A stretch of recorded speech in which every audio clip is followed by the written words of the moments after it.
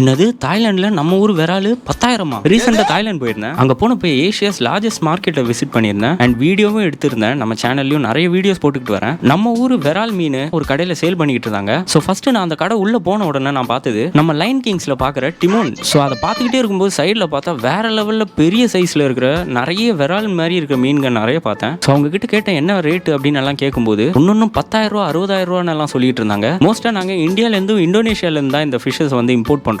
அதே மாதிரி நம்ம சவுத் கேரளால இருந்து மலபார் ஸ்னேக் ஹெட் பார்த்தேன். அதை வந்து இவங்க டிப்ளோகிராமா அப்படின்னு சொல்றாங்க. அதே மாதிரி நார்த் சைடுல இருக்கிற கோல்டன் கோப்ரான்னு சொல்லிட்டு ஒரு ஸ்னேக் ஹெட் பார்த்தேன். இதுவும் நம்ம ஊர் விரால் தான். ஆனா பார்க்க வேற லெவல்ல கலர்ஃபுல்லா இருந்தது. நம்ம ஊர் காசுக்கு 25,000 ரூபாய் வரும். நம்ம வெளியூர் மீனெல்லாம் வாங்கிட்டு நம்ம வளர்த்துக்கிட்டு இருக்கோம். ஆனா வெளியூர்காரங்க நம்ம ஊர் ஃபிஷ்ஷை கொண்டு வந்துட்டு அவங்க ஊர்ல வச்சுட்டு இம்போர்ட்டட் ஃபிஷ்னு சொல்லிட்டு இருக்காங்க. நம்ம தான் உள்ளூர்ல இருக்கிற எந்த பொருளையும் நம்ம மதிக்கிறதே இல்ல. இதை பத்தின ஃபுல் டீடைல்டான வீடியோ வந்துட்டு நம்ம சேனல்ல இருக்கு. அதோட லிங்க் கமெண்ட் பாக்ஸ்ல இருக்கு. இந்த வீடியோ பிடிச்சிருந்தா லைக் பண்ணுங்க. இந்த மாதிரி வீடியோஸ் பிடிக்குன்னா சப்ஸ்கிரைப் பண்ணுங்க.